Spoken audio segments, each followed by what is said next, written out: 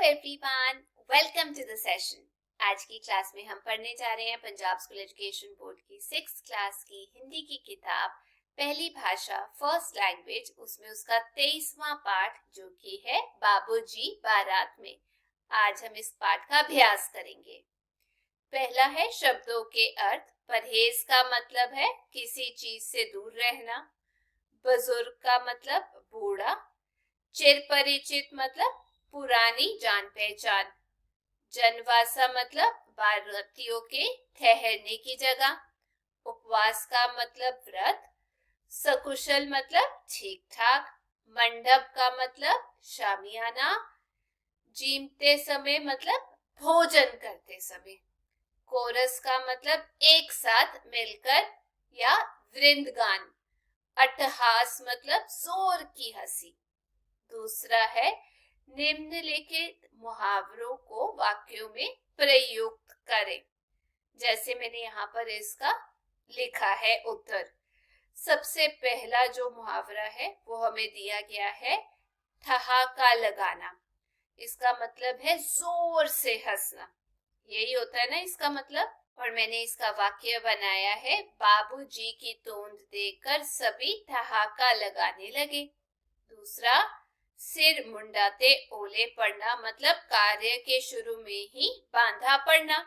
बस अभी चली ही थी कि बस के पहिए में पंचर हो गया। इसे कहते हैं सिर मुंडाते ही ओले पड़े। तीसरा है सन्नाटा छा जाना मतलब चुप्पी रह जाना। कर्फ्यू लगने से शहर में सन्नाटा छा गया। अगला, ढाई मन की लाश होना मतलब बहुत मोटा होना। राम राम, मूलचंद तो 2.5 मन की लाश है, साइकिल पर कैसे बैठाऊं।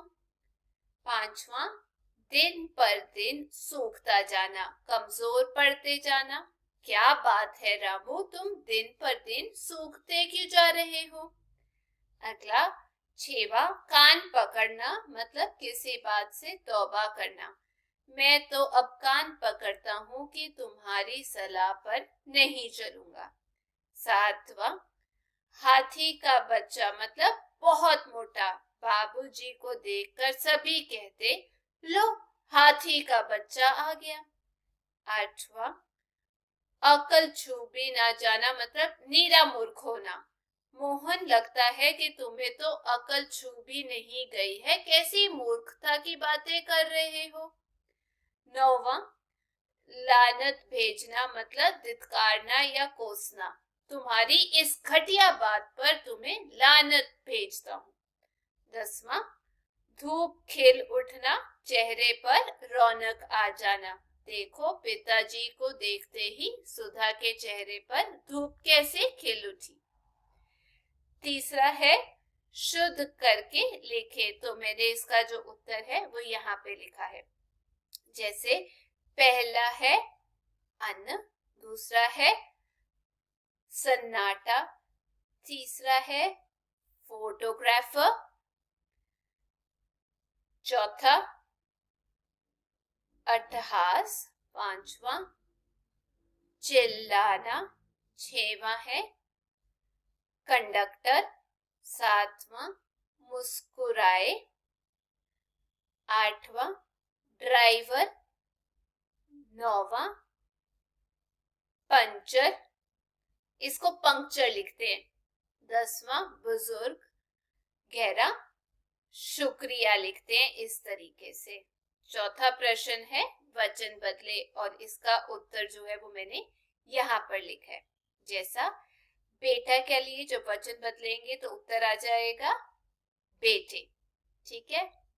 वैसे ही हाथी का आ जाएगा, हाथी का हाथियों, देहाती का देहातियों, कार्य का कार्यों, गलती का गलतियां, और छेवा बहू का बहुएं।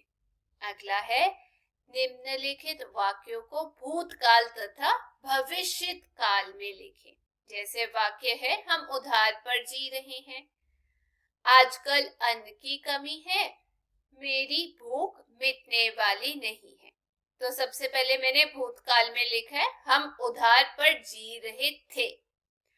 उन दिनों अन्न की कमी थी, मेरी भूख मिटने वाली नहीं थी। Past tense.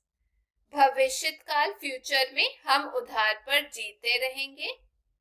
आने वाले समय में अन्न की कमी होगी, मेरी भूख मिटने वाली नहीं होगी। अगला है, पहला है, बाबू गजानंदन लाल का वजन 2 मन 20 सेर था। उनका वजन कुछ बहुत भारी नहीं था। और तीसरा है, दरवाजे कुछ तंग थे। अब उपरोक्त पहले वाक्य में रेखांकित शब्द 2 मन 20 सेर बाबू गजानंद लाल संज्ञा की निश्चित मापतोल का, और दूसरे वाक्य में बहुत उनका सर्वनाम की अनिश्चित मापतोल की विशेषता तथा कुछ शब्द से दरवाजे संज्ञा की भी अनिश्चित मापतोल विशेषता का पता चलता है। अतः रेखांकित शब्द विशेषण है। अतः जो विशेषण संज्ञा या सर्वनाम की निश्चित मापतोल विशेषता के बारे में बताते हैं उन्हें निश्चित परिमाणवाचक तथा जो विशेषण संज्ञा या सर्वनाम की अनिश्चित मापतोल विशेषता के बारे में बताते हैं उन्हें अनिश्चित परिमाणवाचक विशेषण कहते हैं। जैसे यह मिठाई खाने लायक है, वे बाराती आ रहे हैं। उपर्युक्त वाक्यों में यह और वे शब्द क्रमशः मिठाइयां और बाराती संज्ञा शब्दों की ओर संकेत करते हैं, है ना। अतः ऐसे शब्द संकेतवाचक विशेषण कहलाते हैं। अतएव जो सर्वनाम संकेत द्वारा संज्ञा आदि की विशेषता बताते हैं वे संकेतवाचक विशेषण कहलाते हैं। क्योंकि संकेतवाचक विशेषण सर्वनाम शब्दों से बनते हैं अतएव ये सार्वनामिक विशेषण कहलाते हैं। अब बोला गया है निम्नलिखित में से विशेषण शब्दों को रेखांकित करें। जैसे पहला, इतना नहीं थोड़ा परोसो। दूसरा, मैं 1 सप्ताह से आधे दिन का उपवास कर रहा हूँ। आधे। ये गजनंदन लाल जी हैं। चौथा, ये हाथी का बच्चा इसमें जो सवार था ये है। पांचवा, ये लोग बहू से प्रार्थना कर रहे हैं, तो इसमें आ जाएगा ये। आगे दिया गया है हमें विचार बोध और उसमें दिए गए हैं कुछ प्रश्न। निम्नलिखित प्रश्नों के उत्तर एक ही शब्द में दें। आप एक शब्द में देना। पहला है, बाबू गजनंदन लाल कहाँ रहते थे? तो मैंने पूरा उत्तर लिखा है। बाबू गजनंदन लाल पुरानी दिल्ली में एक पुराने मोहल्ले में रहते थे। दूसरा प्रश्न है, बाबू गजनंदन लाल का वजन कितना था? उत्तर है, बाबू गजनंदन लाल का वजन 2 मन 20 सेर था। तीसरा प्रश्न है, बाबू गजनंदन लाल के कमरे में लगी फोटो पर मोटे अक्षरों में क्या लिखा हुआ है? तो इसका उत्तर है, फोटो पर लिखा था बाबू गजनंदन बारात में। चौथा प्रश्न, बहू को किसने हंसाया? उत्तर, बहू को गजनंदन लाल ने हंसाया। ख, निम्नलिखित प्रश्नों के उत्तर 1-2 वाक्यों में दें। पहला प्रश्न है, बारात में जाते समय बस झटके के साथ क्यों रुक गई? उत्तर, बारात में जाते समय बस झटके के साथ इसलिए रुक गई क्योंकि उसके पहिए में पंक्चर हो गया था। दूसरा प्रश्न, बाबू गजनंदन लाल का स्वभाव कैसा था? तो उत्तर है, बाबू गजनंदन लाल का स्वभाव बहुत विनोद प्रिय था। उनकी हर बात पर हंसी आ जाती थी। आत्मबोध है यहाँ पर। पहला, हंसी और मनोरंजन का महत्व समझो, और दूसरा, रोज थोड़ी देर अवश्य हंसो। ठीक है, ये आप खुद करना। आगे दिए गए हैं बहुविकल्पिक प्रश्न। पहला प्रश्न है, बाबू गजनंदन लाल कहाँ रहते थे?